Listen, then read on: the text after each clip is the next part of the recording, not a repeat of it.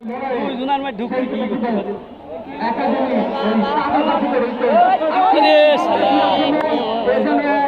ঢুকে সময় পাইনি বলটা আটটু উপর উঠা উঠলি মানে ও গোলকিপার মুখ চলি গে আর ও তো আগে ঢুকলে আগে ঢুকলে আমার অফসাইড ঐতিহাসিক সাহসিকতা সিদ্ধান্তে অনেক ব্যক্তি অনেক মানুষের আর্থিক মেধা এবং দক্ষতার পরিচয় দিয়ে এই এমন অনুষ্ঠিত ফুটবল নাম করছে এটি একটি অত্যন্ত সাহসিকতা। আমাদের ভারী বাহিনী আর এই ভাইয়ের পক্ষ থেকে আমাদের পক্ষ থেকে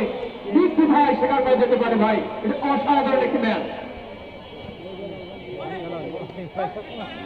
এত দর্শক তৃণমূল পর্যায়ে এটি ছোট মনে করে ওরা কিছু মনে করছে না ছোট মিলে বারবার ধাক্কা দিচ্ছে।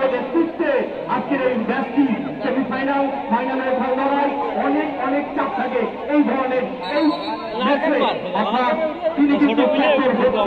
কেনই নয়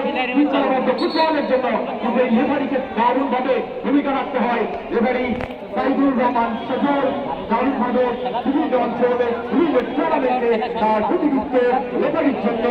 দারুণভাবে তিনি প্রশংসিত। চাকরির জন্য প্রস্তুত ওই সৈকত ফুটবল একাডেমি দুর্দান্ত 11 জন খেলোয়াড়ই কেন যোদ্ধা কামব্যাক কিভাবে করতে হয় সেটাই দেখবো আমরা। দারুণ করে কিন্তু বিপজ্জনক জনে বল আমাদের চক্কা মেরেছিলেন ওই লম্বা ধরনের ডিফেন্স লাইনের খেলোয়াড় যাত্রা মাঠের বাইরে থেকে শুরু বল মধ্যে মাঠে বল দখলের চেষ্টা মাখন দেখা ছড়াবে ফুটবল একাডেমি দর্শকের কিন্তু উৎসাহ প্রান্ত দিয়ে কিন্তু আক্রমণে চলে গেল মাখন দেখা বল টু বল নজর রেখেছেন কিন্তু এই সৈকত ফুটবল একাডেমি মধ্যে মাঠে বল দখলের চেষ্টা কিন্তু দারুণভাবে কিন্তু বুদ্ধিদীপ্তের সাথে লড়ে যাচ্ছেন তারা মার্কিং এ ডান প্রান্তে দিয়ে আক্রমণে দুজন খেলোয়াড় কিন্তু তারা মার্কিং এ ডান সাইড থেকে ডান সাইড লেফট ব্যাক অসাধারণভাবে 10 নম্বর জার্সি বল বিরাট টাচ অধিনায়ক উজ্জ্বল তো খুব ফ্যান্সি নিয়ে আসলেই তো অসম্ভব